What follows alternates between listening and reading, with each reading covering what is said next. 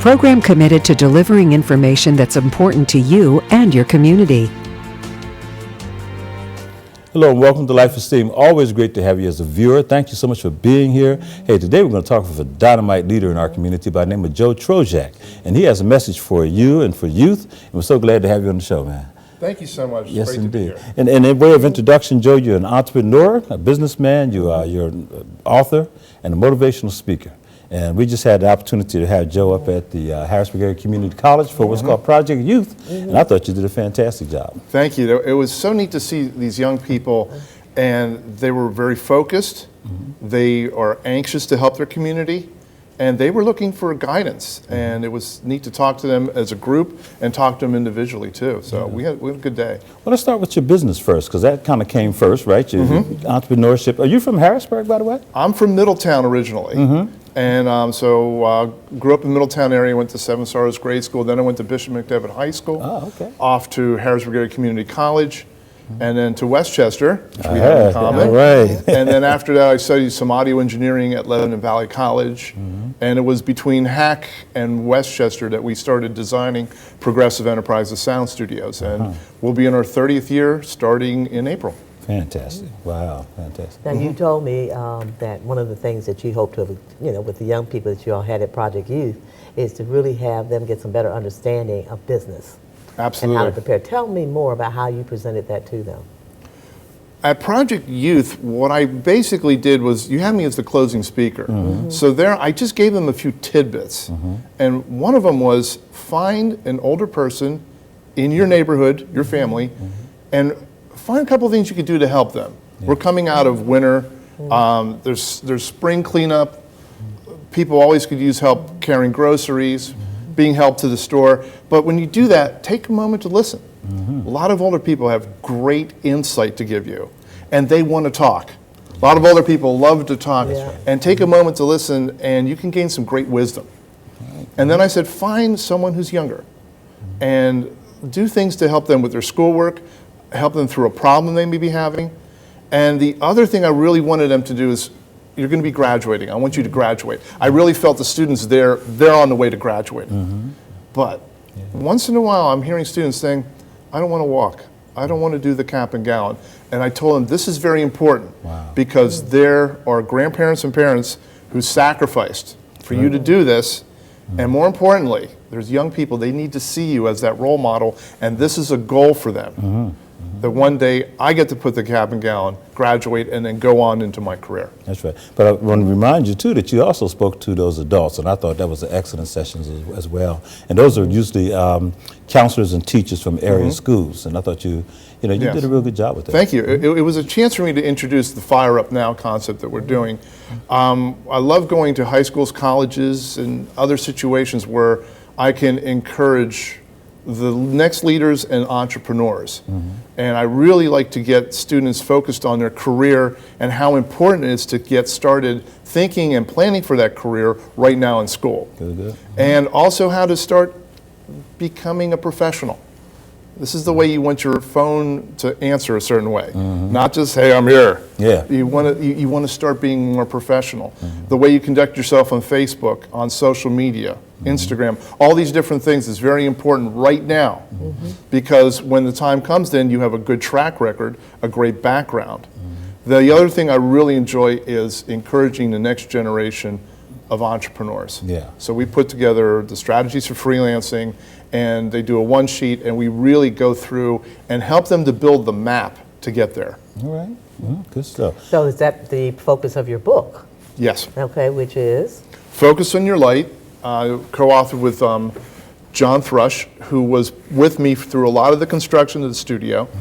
We go through the story of my family coming from Europe, how we settled in the United States, how we built our own homes in the Pittsburgh area, but we always were in a situation where we didn't have lots of funds, so doing it yourself was very important. We built our facility. It's a $500,000 facility in $1999 for $150,000. How'd we do that? By listening to the Penn State game on Saturday, not driving up to Happy Valley to watch it. And we did a lot of going to Home Depot, or wore out 2 Home Depot cards. We would go to lumber auctions, anything we could do to save money until we got to a certain point, we had to have some professionals to get everything done with the wiring, to get everything done with the air conditioning. But it was quite the experience, and my interns and students were like, this is neat, you got to put this in a book. Got to do it. So we took us about 9 years with a lot of different family situations, taking care of my mom through illness that postponed this. But it's finished now, we're getting great reviews, and we're excited about it. Good stuff. And your book, Focus on Your Light, is targeted towards who mostly? I would say it is going to be for a lot of people who are teenagers into the mid-20s. Okay. That are like, what am I going to do with life? And these are the steps that I took. Maybe you want to consider them, and you could definitely learn from our takeaways. Okay. And my students and interns have a lot of takeaways in there. Yeah. So yeah, this is what I did, but it could apply to what you want to do. It's also for people who are in their middle of their career and like, I want to change. I want to do something different. Okay, look at it from that perspective, Yeah. and we can give you some guidance as well. I was going to say to you, I read through your book, and I remember thinking to myself, no, this stuff applies to everybody. It all depends on where you are in your stage of life and your understanding. And so there's some great nuggets in there, and I would suggest any and everybody pick up the book, Focus on Your Life. Yeah. And you have another book too that is coming out, you said, that you're finalizing, which is? The next book that we're going to be working on is called Cherish Your Freedom. Cherish Freedom. Now this is going to be a little more of a somber tone.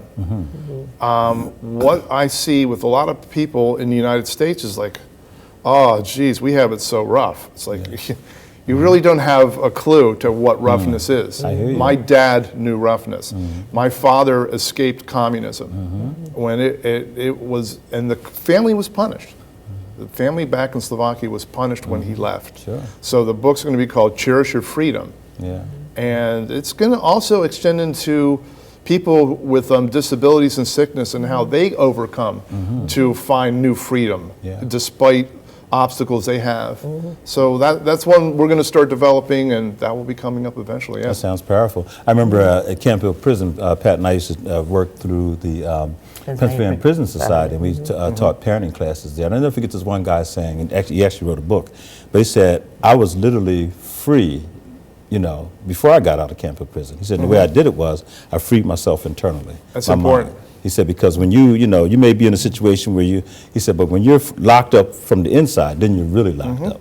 And so I never forgot that. So I like to focus on your light and cherish your freedom, because it really is kind of all about you and how you, decide or determine to live your life. So the attitude, especially in education, is the most important step.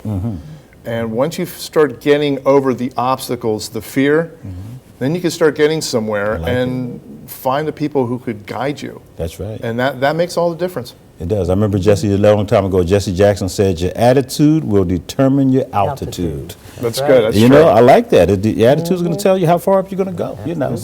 So anyhow, let's talk about your business a little bit more, because a lot of people out there are interested in going into business. It wasn't easy. I'm sure it wasn't easy. But you had what we call passion and determination. So let's talk about what it takes to be a successful business person and to really speak to the folks out there who are, kind of on the fence. First, you have to really look inside and what makes you have passion. What excites you? In the book, I talk about when I was a very little kid in the airport, Harrisburg International Airport, the planes would take off. And they were the old propeller planes, and it just had a beautiful sound. That caught my attention. The pipe organ in church caught my attention.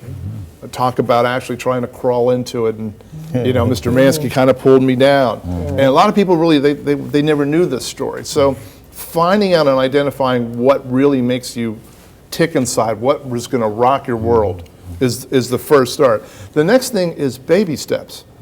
You can't just go, in most times, right to the top of something. And this is a dangerous thing. I see a lot of students. I was working with a student a few years back, and he's going to be the greatest film producer. I'm like, okay, that's neat. And then we started asking the more important questions. Well, how is your writing skills? Do you know how to handle a camera? Do you understand how the audio is put together? Do you know how to build sets? And he really didn't have a lot of those steps. And I told him, those are important. Figure out which ones you want to have. Even if it's as simple as, I can drive a truck, I got my CDL, then you are an asset for a film company. So it's going to take little steps. We started off part-time. First thing we did was just some sound effects for a radio station, and then we had a little thing to score for a slideshow back then, and then a short little film that was actually shot on film, and from there then we just found little steps, and I worked part-time at a cassette duplicating company, which was Spectrum, then became Crown. And through there, that is when I met Investors Hotline, which was Joe Bradley, and one day he was fascinated with my curiosity for making sure his product was duplicated properly.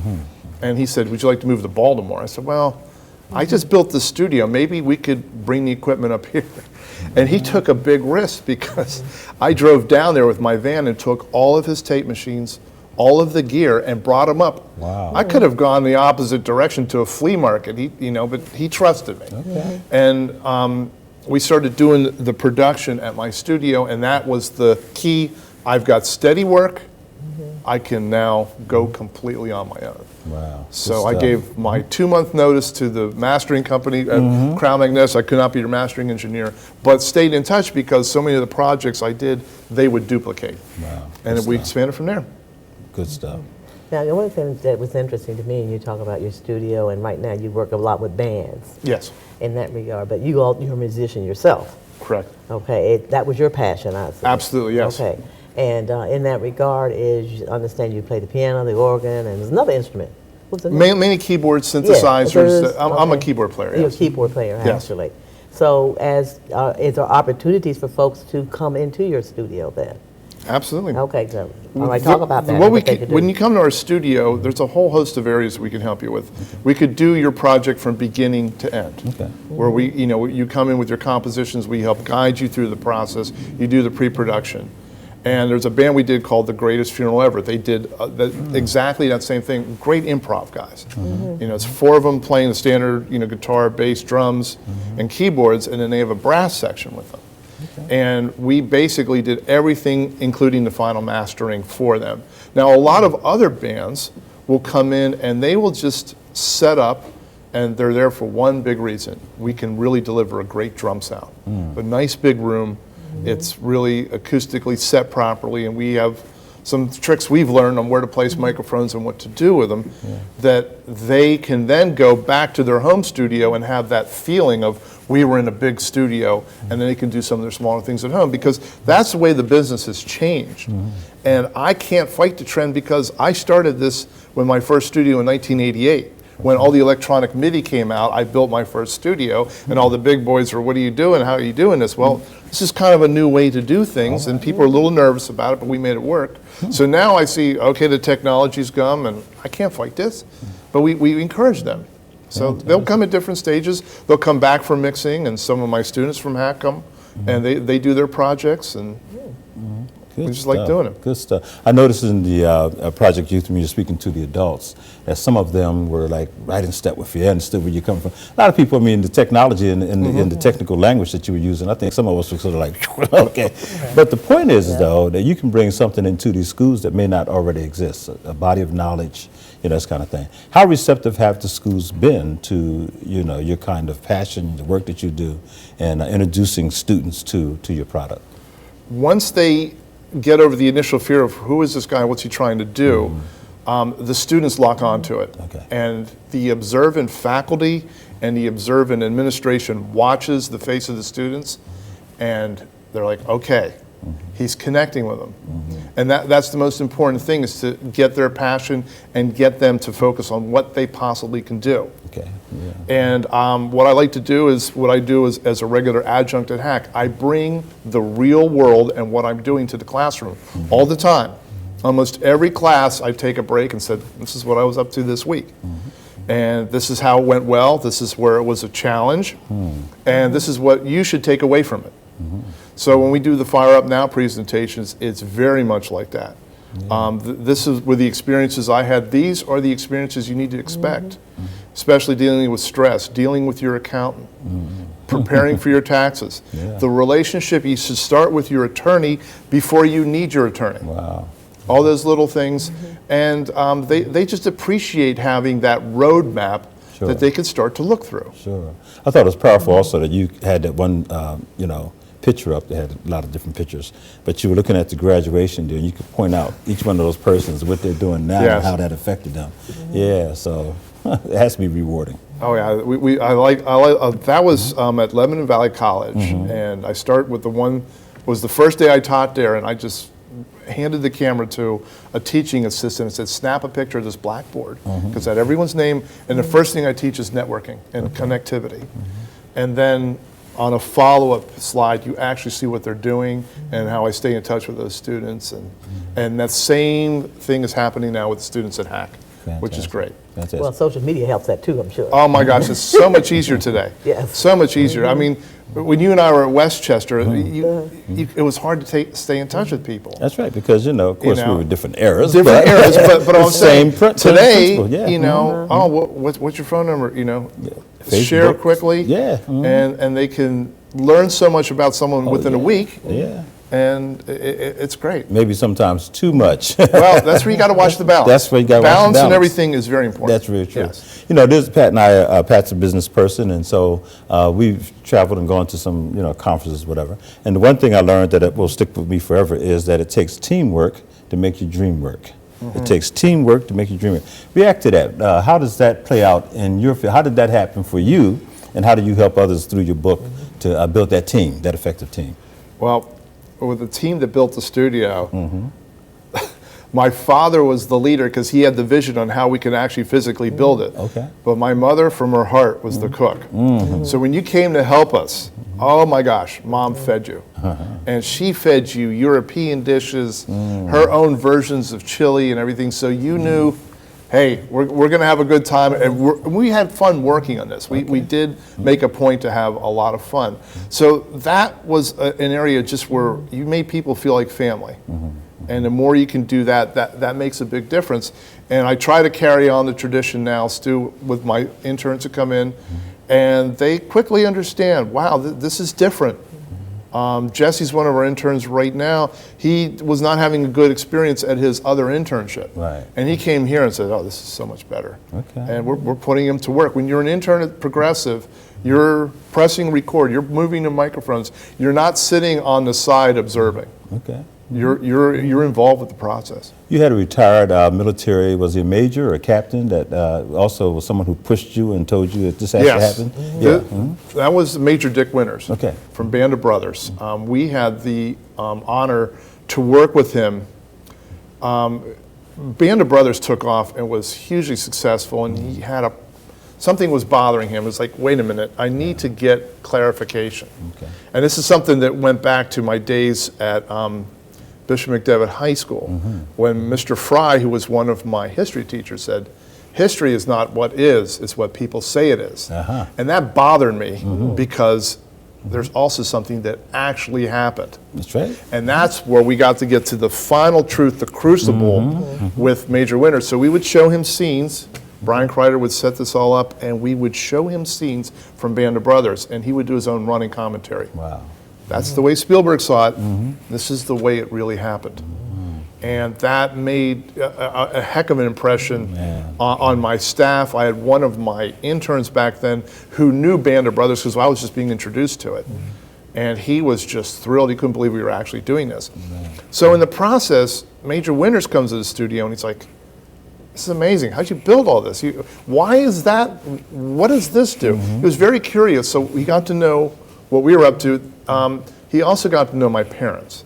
And that was very special because he saw and spoke with my father, who saw World War II from the opposite side.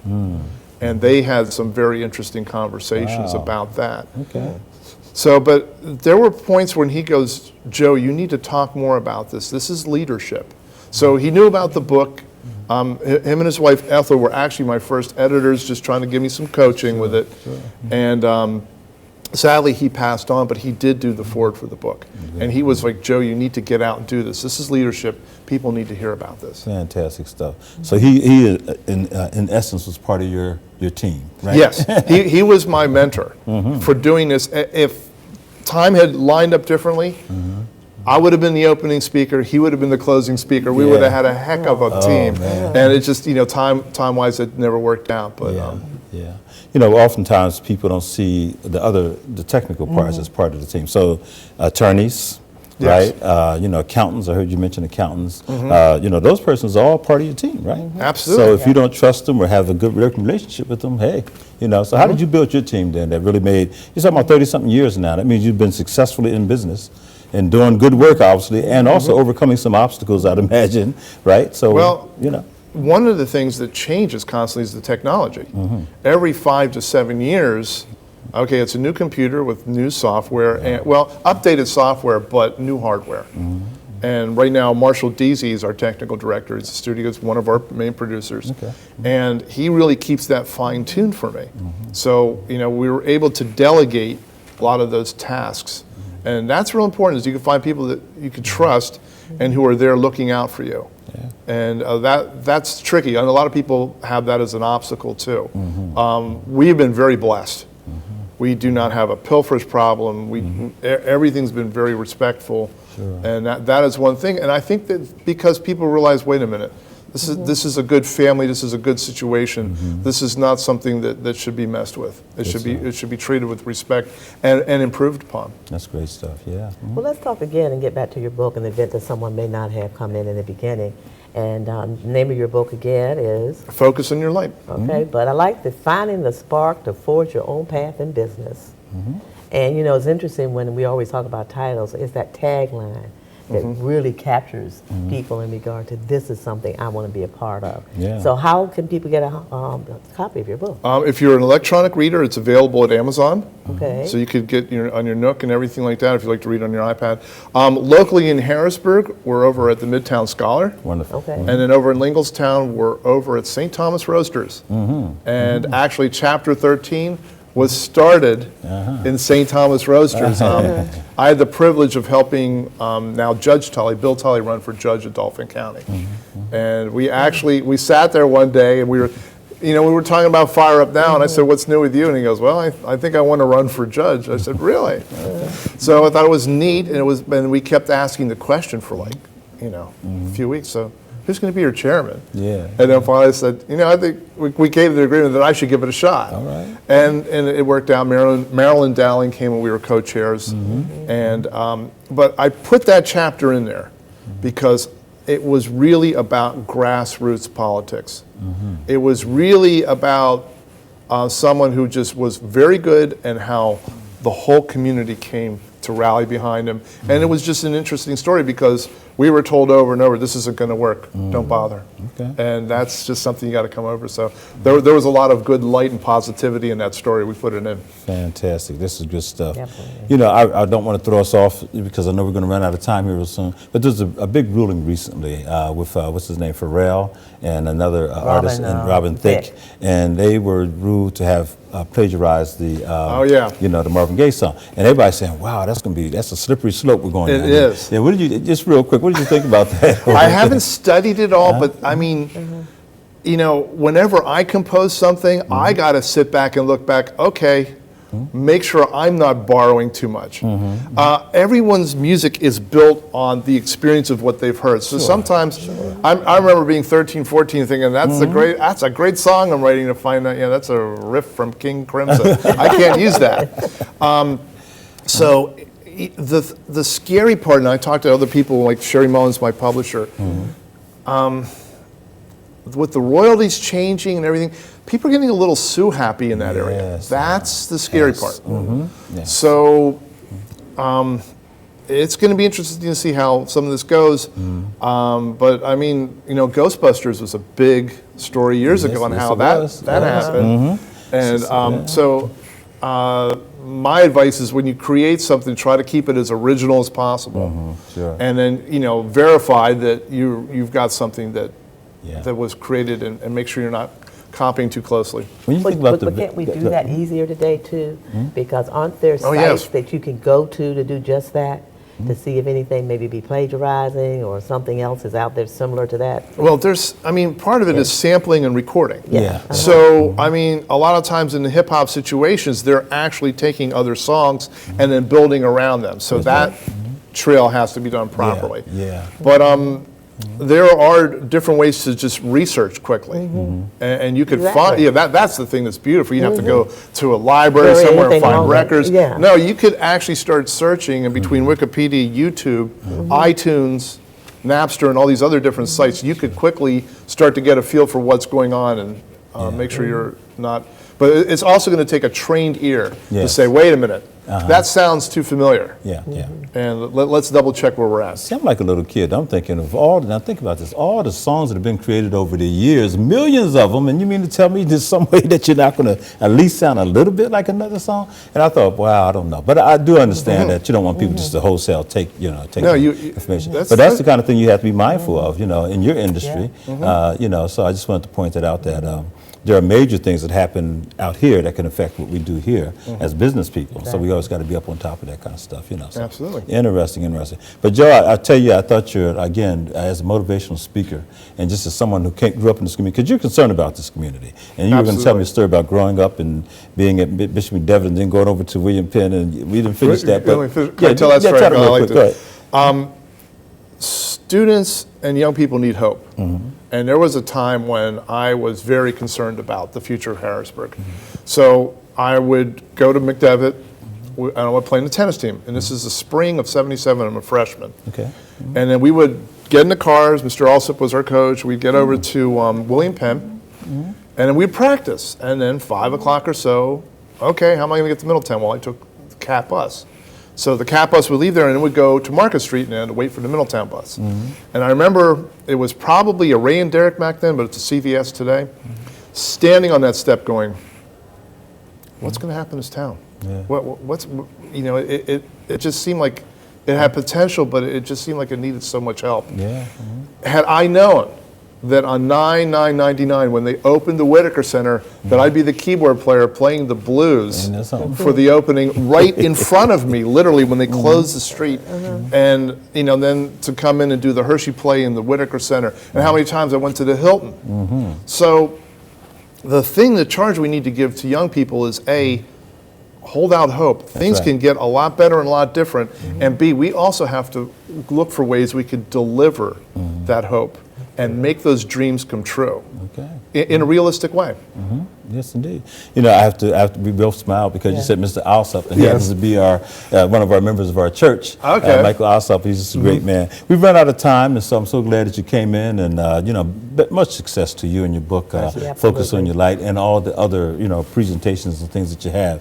This is Mr. Joe Trojcak, and he is doing a great work in the Harrisburg area. Please, get his book. Help to inspire other young people to go into business and be successful. And remember, it's going to take teamwork to make the dream work, but it can be done. Mr. Trojcak certainly has made it happen. And if he can do it, I'm sure others can do it as well. So we want to thank you for being on the show. Have yourself a great day, and we'll see you next time here on Life Esteem. Yes, indeed. Thank you.